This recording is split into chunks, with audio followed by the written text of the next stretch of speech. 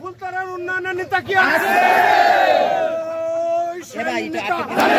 রবি ভাই, রবি ভাই, রবি ভাই, রবি ভাই, রবি ভাই, রবি ভাই। ব্যক্তিগত আমার পক্ষ থেকে একটু অনুরোধ রইল, যারা যদি আমার গান ভালো লেগে থাকে আর একবার সুযোগ দিবেন, ঠিক আছে তো?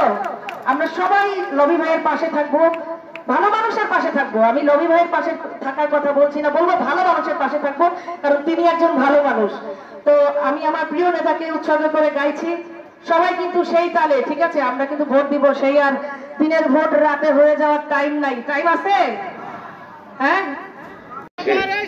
আগামী নির্বাচন এমপি প্রার্থী হিসেবে সেই মহান ব্যক্তিত্ব, যিনি একসময় খুলনা বিএনপির নেতৃত্ব দিয়েছিল, যিনি একসময় খুলনা 2 আসনের এমপি ছিলেন, ব্যাপক উন্নয়নের বিপ্লব ঘটিয়েছিল, যে মানুষটি জীবনে চাওয়া পাওয়ার কিছু নাই, যে মানুষটি আপনাদের কাছে কিছু চাইতে আসি নাই, যে মানুষটি তার চাওয়া পাওয়া পূর্ণ আগেই হয়ে গিয়েছে, যে মানুষটি জনসেবা করতে এসেছে, যে মানুষটি সম্মানের জন্য ডুমুরিয়া এমপি হতে এসেছেন, সেই প্রিয় মানুষ জনাব আলী আসগর লবি এখানে উপস্থিত। আমাদের আর মানুষকে বলবেন একটা ভালো মানুষ রবি সাহেব, তাকে ভোট দেন, তাকে নির্বাচিত করেন ধানের শীষে।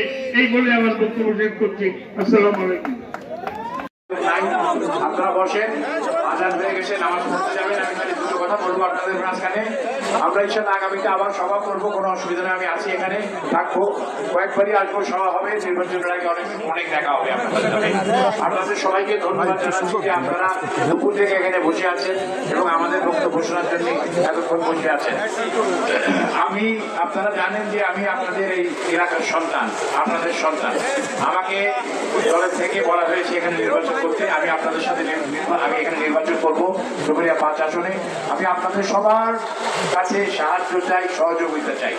শোনেন, আপনারা যদি আমাকে সাহায্য সহযোগিতা না করেন তাহলে কিন্তু আমরা দিতে পারবো না। আমরা কিন্তু জামাতকে এত সহজ সরল ভাবে নিলে হবে না।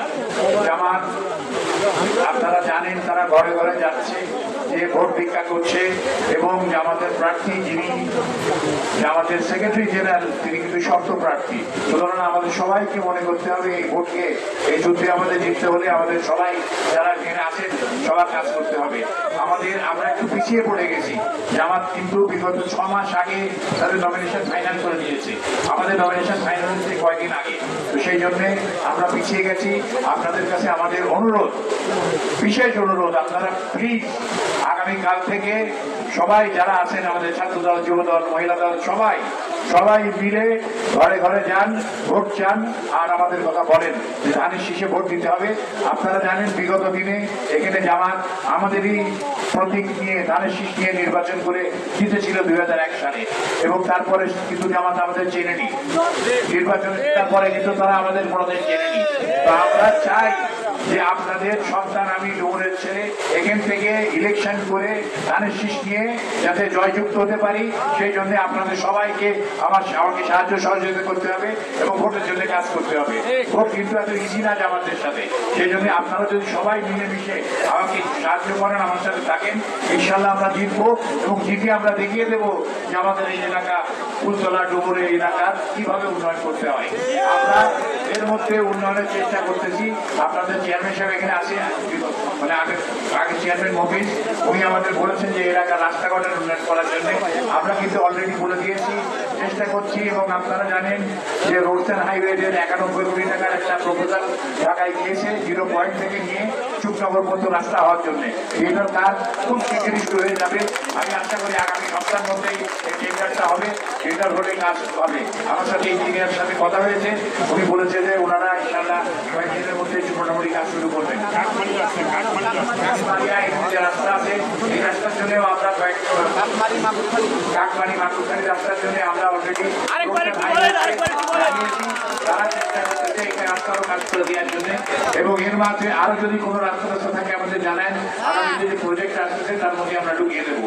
এখনো আমরা ক্ষমতায় যাইনি, তার মধ্যেও আমরা চেষ্টা করতেছি ইনশাআল্লাহ ক্ষমতায় গেলে আমাদের এই এলাকার যত রকম উন্নয়ন আছে আমি আপনাদের কথা দিয়ে যাচ্ছি আজকে এই সুন্দর বক্তব্য আমাদের সময় যে আমাকে যদি আপনারা করেন এলাকার সব রকম করে দেখাবো।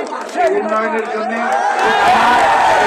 এলাকার লোকের কাজের জন্য আমি আপনাদের কাছে সাহায্য সহযোগিতা চাই। আপনারা আমাকে ভোট দিয়ে জয়যুক্ত করবেন, আমরা সবাই মিলে এলাকার উন্নতি করব। এই কথা বলে আমি আমার বক্তব্য শেষ করছি। আগামী দিনে আবার দেখা হবে, এর থেকে বড় জনসভা করে আমরা ইনশাআল্লাহ আপনাদের থাকবো। সবাই ভালো থাকবেন, সবাইকে অনেক অনেক ধন্যবাদ।